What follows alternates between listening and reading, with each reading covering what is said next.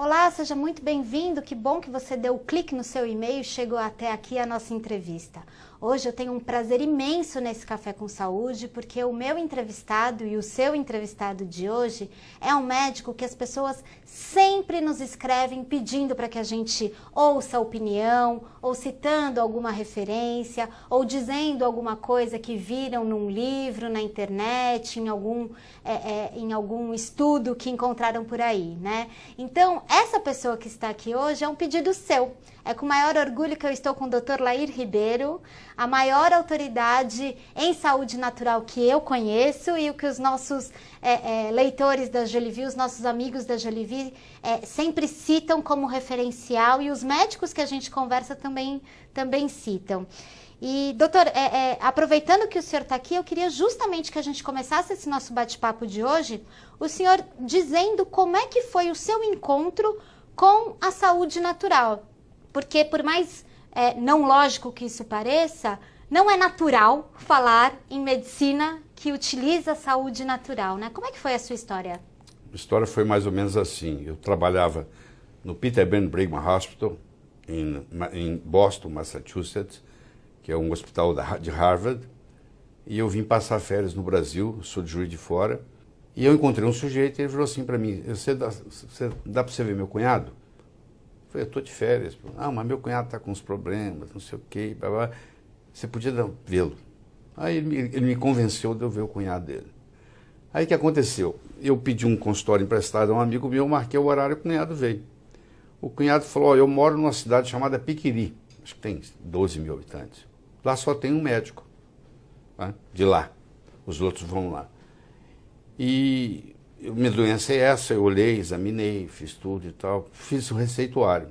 Quando eu terminei de fazer o receituário, ele puxou um papel do bolso e falou assim, ó, poucos dias atrás eu tive no médico e ele me passou uma receita, o senhor quer ver? Isso já no fim da consulta. Aí ele me mostrou ela igualzinha. Aí caiu a ficha para mim. Os médicos se igualam no receituário.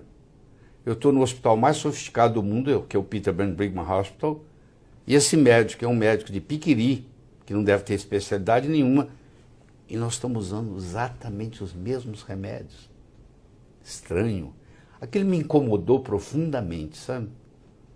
Aí eu comecei a investigar, e eu percebi que o mundo todo está com a lavagem cerebral de remédios, que é mais ou menos o mesmo esquema, não interessa onde você pratica. E foi assim que eu comecei a me interessar para a área de saúde. Aí lá onde eu morava nos Estados Unidos, tinha um indivíduo, já dos seus 86, 87 anos, que tinha uma lojinha de produtos naturais. E eu ia lá e ficava conversando com ele. E ele tinha um conhecimento muito grande, e ele foi me emprestando os livros, a minha cabeça foi mudando, foi mudando, foi mudando. Chegou uma hora, eu falei, bom, existe um outro caminho que leva a Roma. Eu quero explorar esse caminho. Eu comecei a explorar. Aí eu comecei a me beneficiar do processo. Porque eu comecei a fazer aquilo e a minha saúde ficou melhor. Eu acho muito interessante, doutor, porque até se você puder contar para as pessoas te conhecem, mas talvez não saibam a sua carreira, né? Sim. Você tem um currículo que é um currículo muito diferenciado com relação à produção científica e até à atuação. Sim. E eu digo isso porque, hoje em dia, os médicos que têm um renome de formação e de atuação costumam tratar com muita indiferença e até com desdém as substâncias naturais. Então, para a gente conversar com as pessoas que estão nos vendo, me conta um pouco de como é o seu currículo, doutor. Bom, eu passei no vestibular de medicina em segundo lugar. Eu era funcionário do Banco do Brasil. Eu trabalhei no Banco do Brasil com 17 anos, eu passei no concurso. Eu fui trabalhar e depois que eu rodei todos os departamentos, eu vi que não era para mim, era muita rotina, e eu fui pedir demissão. Aí o gerente geral não acreditava. Um jovem estava pedindo demissão do melhor emprego que existia no Brasil. O que você vai fazer na vida? Eu falei, eu vou fazer concurso, vou fazer vestibular de medicina para federal. Ele falou, mas você nem vai passar no vestibular. Eu olhei para ele e falei, se eu não passar entre os 3 primeiros colocados, eu não aceito meu lugar na faculdade. Faltavam 10 meses e 28 dias. E eu estudei intensamente e na realidade, eu passei em primeiro lugar. Só que um dos problemas de física, na hora que eu passei do gabarito, eu passei errado. Eu acertei o problema. Errei na hora de transferir, mas passei em segundo lugar. Então, cumpri a minha promessa. Fiz os 6 anos de medicina em primeiro lugar, fiz o mestrado de cardiologia em primeiro lugar, construímos um hospital em Teófilo Otoni, Minas Gerais, era o Hospital São Lucas, que não existe mais, e eu, mais 2 sócios e mais um grupo de médicos, fomos trabalhar. E um dia, uma sexta-feira, mais ou menos 6 horas da tarde, tocou o telefone, alguém me chamando. E era o gerente de um hotel. Ele falou: doutor Lair, eu tenho aqui um indivíduo que está com dor no peito, suando, e não fala português direito, e eu queria que o senhor viesse aqui. Cheguei lá e encontrei um indivíduo que era um ex-juiz de direito na Polônia, que morava nos Estados Unidos e comprava pedras semi-preciosas no Brasil e vendia em Nova York, principalmente na área de Nova York. E aí eu fiz tirei um eletrocardiograma dele, estava infartando, daí veio para o hospital. No caminho para o hospital, ele falando, naquela época eu não falava inglês direito, mas dava para quebrar o galho, nós fomos nos entendendo. Ele falou: você conhece meu filho? Eu falei: quem que é seu filho? Ele falou: Peter Marocco. Eu falei: eu não conheço seu filho, mas eu conheço os trabalhos dele. E o filho dele era chefe de cardiologia em Harvard. Aí eu internei ele, começamos a tratar e tal. Aí um dia eu estou atendendo, a recepcionista me bateu na porta, entrou e disse: ó, o hospital está chamando o senhor lá, que o doutor Marocco, filho do senhor Marocco, acabou de chegar e quer conversar com o senhor com urgência. Eu falei: tá bom. Acabei a consulta, eu fui para lá, encontrei ele no corredor do hospital, com a papeleta do pai na mão, andando de um lado para o outro, assim. Aí eu cheguei, ele falou para mim assim: quem te ensinou isso? Em português. Quem te ensinou isso? Eu falei: eu aprendi dos seus livros. Porque ele saiu de Boston, veio ajudar a tomar conta do pai. E tudo aquilo que ele ia receitar já estava ali. Ele era casado com uma brasileira, de Americana, e falava português em casa. Olha isso. Então, aí o que aconteceu? O pai dele complicou, ficou aquela história toda. Na véspera do pai ter alta, nós tínhamos um centro de estudos, eu ia falar sobre arritmias na fase aguda do infarto do miocárdio, pedi licença aos meus colegas, falei no nível dele. Quando eu terminei, ele chegou para mim e falou assim: você quer ir para Harvard? Eu te levo. 6 meses depois, nós estávamos conversando no telefone, e eu falei: aquela oferta que você fez? Ele falou: continua de pé. Aí eu convenci os meus sócios que eu ia passar 1 ano nos Estados Unidos. E passei 17. E aí eu fui para a indústria farmacêutica, e o meu sonho era largar aquilo tudo e fazer coisas minhas. Aí voltei para o Brasil, escrevi 38 livros, entendeu? Divulguei esses livros no mundo inteiro. Aí veio essa história, 9, 10 anos atrás, eu parei de escrever, e aí me aprofundei na medicina. Eu estudo hoje uma média de 8, 10 horas por dia, toda a medicina, todos os aspectos. Eu tenho estudantes praticamente de todas as áreas. Só antes da gente chegar na oportunidade que o senhor oferece para outros médicos na pós-graduação. O senhor trabalhou na indústria farmacêutica, o senhor deu aula em muitas universidades, o senhor teve a oportunidade de conhecer a medicina da mais alta tecnologia. E mesmo assim, grande parte das suas recomendações resgatam uma saúde que parece que foi deixada para trás. Uma saúde do tempo da vovó, uma saúde do conhecimento popular que o senhor depois mostra com pesquisa que faz todo sentido. Por quê, doutor? Pelo seguinte, na indústria farmacêutica, você tem o que se chama patente. Uma patente da indústria farmacêutica dura 17 anos. Então, se eu descubro uma molécula hoje para uma determinada doença, eu, para patenteá-la, eu tenho que provar para o mundo que essa molécula não existe em lugar nenhum. Sabe como é que chama uma molécula que não existe em lugar nenhum no planeta? ET. Quando eu coloco a vitamina C na boca de alguém, o organismo dessa pessoa fala assim: ah, isso é vitamina C, eu sei o que fazer com isso.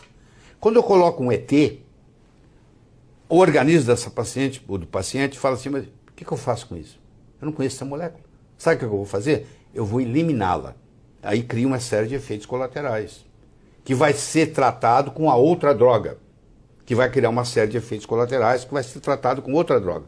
Então, na minha cabeça surgiu o seguinte: eu tenho 2 tipos de farmácia. Eu tenho a farmácia dos homens e eu tenho a farmácia de Deus. Eu acho o seguinte: quando foi criado o mundo, as doenças são criadas. A solução para as doenças também são criadas. Senão seria uma sacanagem cósmica.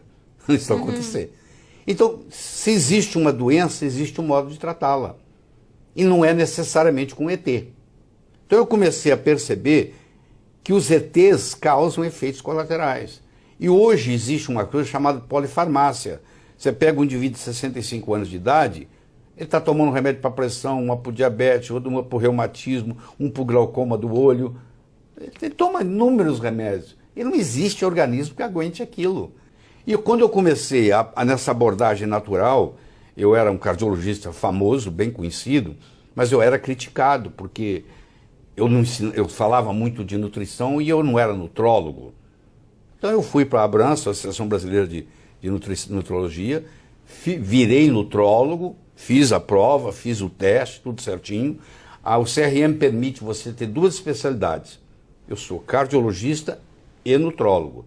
Então aí eu me aprofundei mais ainda no aspecto da nutrição.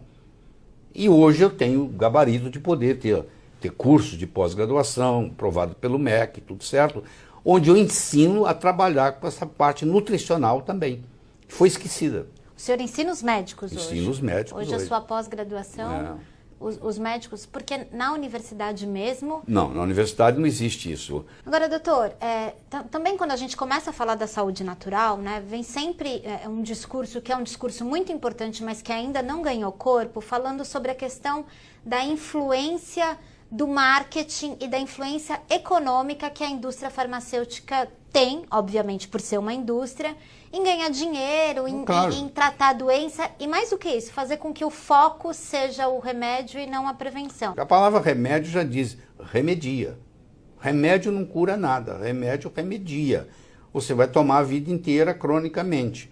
Você tem uma deficiência de um mineral, ou uma deficiência de uma vitamina, ou uma intoxicação por um metal tóxico. Isso é muito comum hoje. Eu tenho uma intoxicação por mercúrio, por chumbo, por cádmio, o que for.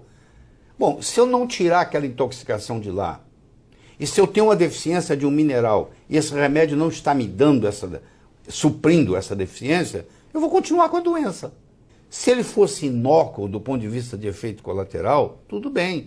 Só que ele vai causar uma sobrecarga no meu fígado, nos meus rins, no meu sistema como um todo. E vai gerar efeitos colaterais, que vai ser coberto por um outro remédio. E o médico, nós temos um hábito muito ruim. A gente não tira remédio de ninguém, a gente só acrescenta. Então, se você vai num especialista, ele te dá um remédio. Aquele remédio vai atuar num outro sistema, que você vai num outro especialista, que não vai tirar aquele, vai acrescentar outro. Cada vez que você vai num médico diferente, é acrescentado a você um remédio diferente. Mas ninguém tem coragem de tirar nada. Então chega no fim, uma pessoa com 65 anos de idade, ele toma 6, 7, 8 remédios diferentes por dia. E aí ele está intoxicado.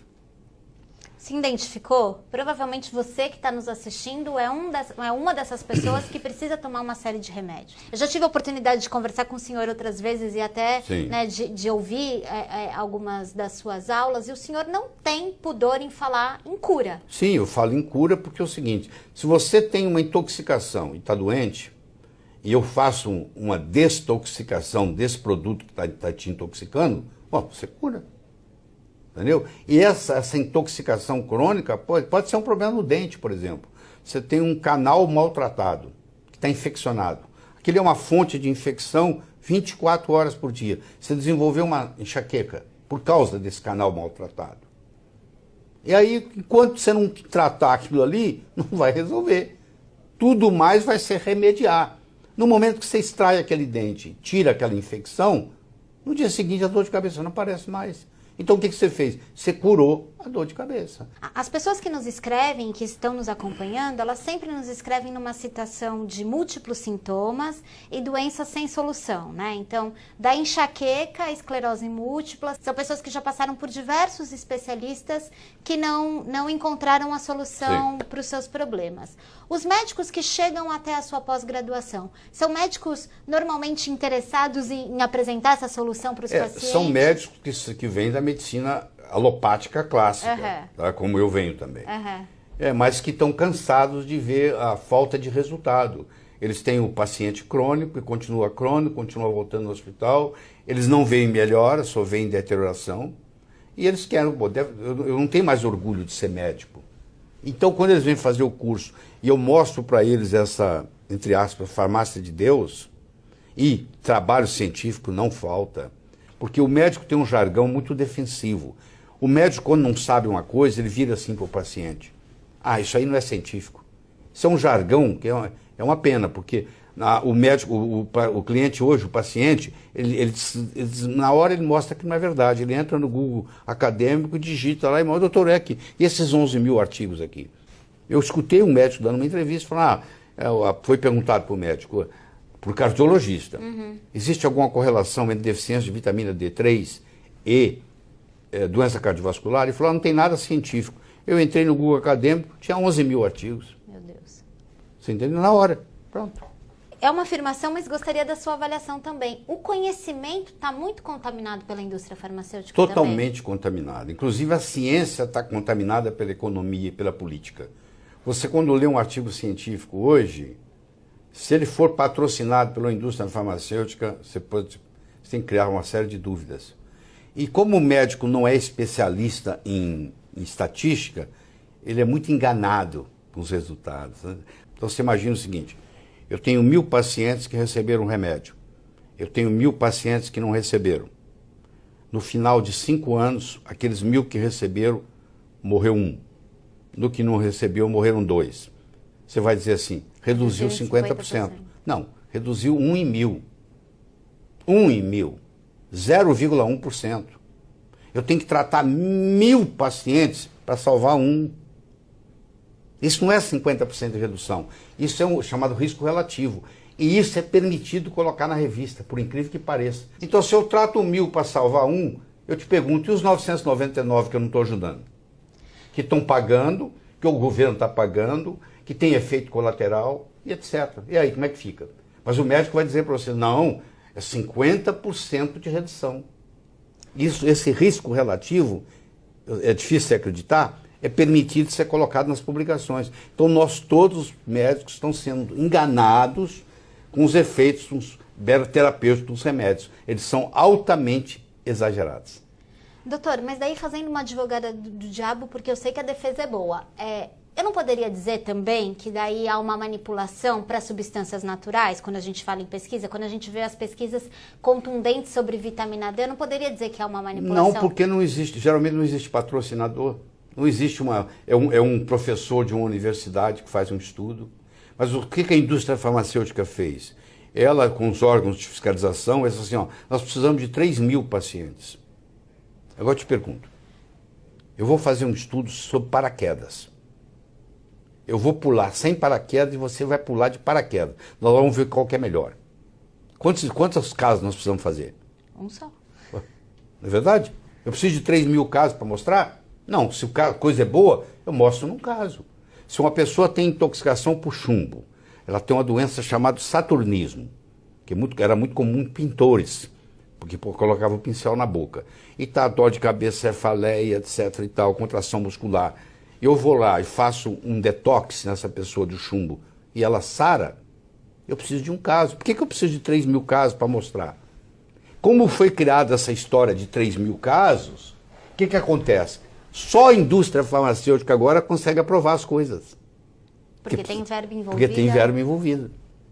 Entendi. Porque na faculdade de medicina, nós todos somos educados para remédio. O representante do laboratório vai nos dar amostra. Nós somos educados em só usar remédio. No momento que eu começo a usar produtos naturais, no momento que eu mudo a alimentação da pessoa, existe uma resistência muito grande por parte dos colegas. Eu vou completar 72 anos de idade, trabalho no mesmo esquema que eu trabalhava aos 25, não tenho doença nenhuma, porque eu acho que se eu for ensinar saúde, eu tenho que ser saudável, e eu faço aquilo que eu ensino, eu pratico o que eu ensino. Eu conheço um médico que nunca tomou um remédio, eu falo, então você não pode receitar remédio. Se você não acredita em remédio para você, você não pode acreditar em remédio para os outros. Doutor, mas esse tipo de atuação, vamos falar assim dos benefícios, tudo bem, a gente se beneficia, né? Beneficia o paciente, eu já me portando como médica, né? Mas o médico se beneficia o paciente, mas também compra muita briga, né, doutor? Compra, mas todo o pioneirismo gera briga, você entendeu? Se você tem uma ideia diferente, quando a Terra era plana, alguém vem e fala que a Terra não é plana, que ela é redonda, cria-se uma polêmica enorme. A medicina, do jeito que eu vejo ela hoje praticada, a pergunta que eu faço é: nós devemos rir ou devemos chorar? Porque tem muita gente envenenada, na melhor das intenções dos médicos, dando um remédio que tem efeitos colaterais sérios, que estão tomando outros remédios por causa daquilo, entendeu? E infelizmente é o que acontece e é o que vai continuar acontecendo. Eu faço o meu trabalho, tá? Eu tenho provavelmente o melhor currículo médico do Brasil, não saí comparando, mas tenho, porque eu não encontro ninguém que tenha mais de 150 trabalhos científicos publicados em revistas médicas americanas indexadas, está à disposição de qualquer um no meu site. Você pode entrar lá, que tem trabalho por trabalho. Fiz questão de colocar o trabalho per se lá, para ninguém falar que eu estou inventando. Então, eu passei pelas melhores universidades do mundo, eu passei por Harvard, eu passei por Baylor College of Medicine, eu passei pela Thomas Jefferson, eu fui diretor médico da Merck, fui vice-presidente, cheguei a vice-presidente da Ciba Corporation, hoje Novartis, lecionei em 21, 22 países como professor convidado, né, em medicina, níveis altíssimos, dei aula até para doutorados, curso de doutorado nos Estados Unidos. Então eu tenho todo o conhecimento científico necessário. E você me conhece, sabe que eu estudo 8, 10 horas por dia, pô. Será que tudo isso eu estou estudando todos os livros errados, pô? Entendeu? Essa história de que não é científico, você não está fazendo o seu dever de casa, só isso. Vai pesquisar que você vai ver. Mas também tem um argumento muito utilizado que é a expectativa de vida. Porque as pessoas dizem, bom, tudo bem, então se você vai falar que a água com limão é essencial, que eu preciso temperar a minha carne com curcumina, tudo bem, você pode resgatar tudo isso. Mas no tempo que não tinha remédio, as pessoas morriam com 35 anos e agora a gente vive até 80. Isso não é verdade. Deixa eu te falar. Quando você fala de longevidade, a longevidade nunca teve tão grande. É porque a mortalidade infantil caiu. Porque quando você calcula a idade, você leva em consideração o natimorto, o que foi abortado, o que nasceu e morreu logo em seguida. O que resolveu foi a mortalidade infantil por condições higiênicas, nem médicas são. É questão de higiene, esgoto, água tratada, você entendeu? Fez a grande diferença. Mas se você pegar o seu avô, o seu bisavô, que já estava com 70 anos, ele viveu muito tempo. A maioria não chegava lá porque morria antes. Mas morria antes, principalmente na infância. Hoje, antigamente, você pegava um indivíduo de 70, 80 anos de idade, ele era o patriarca da família, tudo que os problemas ele que resolvia. Hoje você pega a maioria dos caras com 70, 80 anos, estão gagá. Eles estão com Alzheimer. Eles estão doentes. Então, você acha que é vida você não lembrar o nome do seu filho, você não escutar, você não enxergar, você não ter controle esfincteriano? Pô. Doutor, tudo bem. Os médicos encontram uma oportunidade de dar uma virada na chave. E as pessoas que têm 50 anos agora? É uma oportunidade delas virarem essa chave?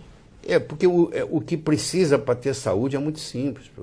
Você precisa ter uma boa dieta e uma atividade física. Eu ensino para as pessoas, você não pode ir na academia, anda em volta da sua mesa de jantar, pô. Roda ali 100 vezes, tá bom. Porque a Organização Mundial de Saúde mostrou que para deixar de ser sedentário, você tem que dar 10 mil passos por dia. Você compra um aparelhinho por R$35, uma loja de esporte dessa aí, de material de esporte esportivo, você chama pedômetro. Você põe o pedômetro na cintura quando você acorda e tira ele à noite para olhar na hora que você for dormir. Se você não deu 10 mil passos ou mais naquele dia, você é sedentário. A dieta. A dieta é o seguinte, a maioria das pessoas hoje não tolera glúten. O pão que você come hoje não é o pão que Jesus comia. Tem nada a ver. Houve uma mudança muito grande. Toda vez que se fala que houve um aumento da produção do trigo, na realidade foi um aumento da concentração de glúten. Nos últimos 30, 40 anos, a concentração de glúten no trigo aumentou 400%. Não existe organismo que aguente isso. Mesmo que você não tenha hipersensibilidade ao glúten, você tirar o glúten ajuda muito, tá? E, infelizmente, quando você é hipersensível ao glúten, você também é hipersensível ao leite. Então, mais de 60% das pessoas que têm hipersensibilidade ao glúten também não se dão bem com leite. Então, você tira o glúten e o leite por 15 dias. Vamos ver o que acontece com a sua vida. Se houver uma melhora absurda, se você passou a dormir melhor, se sua dor de cabeça foi embora, pronto, está matada a charada. Agora, se eu tenho hipersensibilidade ao glúten e continuo ingerindo, isso está publicado e mais publicado e mais publicado, que é uma coisa impressionante. O que acontece? Eu tenho que tirar o glúten, o leite e o açúcar. Se a pessoa tirar esses 3, é melhor do que qualquer remédio, querido. Porque o açúcar é mais viciante que heroína, mais viciante que cocaína. Eles fazem estudos em ratos, eles põem heroína num pires, põem açúcar no outro. Filma o ratinho em 24 horas. Ele fica mais tempo no pires do açúcar que no pires da heroína, você acredita? Olha isso. A pessoa é viciada e não sabe que é viciada em açúcar. Os médicos que chegam na sua pós-graduação para aprender com o senhor, eles ficam mais surpresos com quais conhecimentos que o senhor apresenta? É sobre o sol, sobre o açúcar? Se o senhor pudesse descrever essa sensação. Não, eles ficam mais surpresos de que tudo está na fisiologia e não na farmacologia. Porque o meu pós, na realidade, é um estudo profundo da fisiologia humana. Eu mostro como é que o organismo funciona, como é que cada órgão funciona, o que o órgão precisa. E ele nunca precisa de remédio. Ninguém tem deficiência de Prozac. Nunca encontrei ninguém com deficiência de Prozac. Eu encontro gente com deficiência de serotonina, que é um neurotransmissor, que pode ser aumentado com o uso de um aminoácido chamado triptofano, que vai se transformar no 5-hidroxitriptofano, que vai se transformar em serotonina. Eu estou ensinando o que o corpo faz. É a fisiologia e a bioquímica. O médico aprende bioquímica no 2º ano de medicina. Quando ele chega no 5º, 6º, que ele vê a importância, ele já esqueceu. Então ele larga, para ele não existe bioquímica. E quando você volta para a bioquímica e para a fisiologia, está tudo lá. Diante de todas essas informações, eu te convido a continuar com a gente, a prestar atenção no seu e-mail, porque é com maior orgulho que a gente pode dizer para você, espalhe por aí, Dr. Lair Ribeiro estará com a Jolivie. Amanhã a gente terá um novo conteúdo para você, mostrando as histórias que já foram transformadas por esse viés da medicina. E a gente também vai trazer informações muito importantes sobre conceitos que estão legitimados como verdade absoluta e, na verdade, estão adoecendo as pessoas. Algumas verdades absolutas estão adoecendo as pessoas, né, doutor? Nem tudo que é ensinado na faculdade de medicina é verdadeiro. Nem tudo que é verdadeiro é ensinado na faculdade de medicina. Espalhe por aí que o Dr. Lair Ribeiro agora está com a gente. Volte amanhã, não deixe de ver seu e-mail. A gente traz mais informações importantes. Queria te agradecer demais pela companhia. Apesar de todo o tempo de estudo que o Dr. Lair continua se dedicando, ele reservou um espaço para estar com os leitores da Jolivie. Não perca essa oportunidade. Obrigada, doutor. Obrigado a você. Obrigada, gente. Até mais.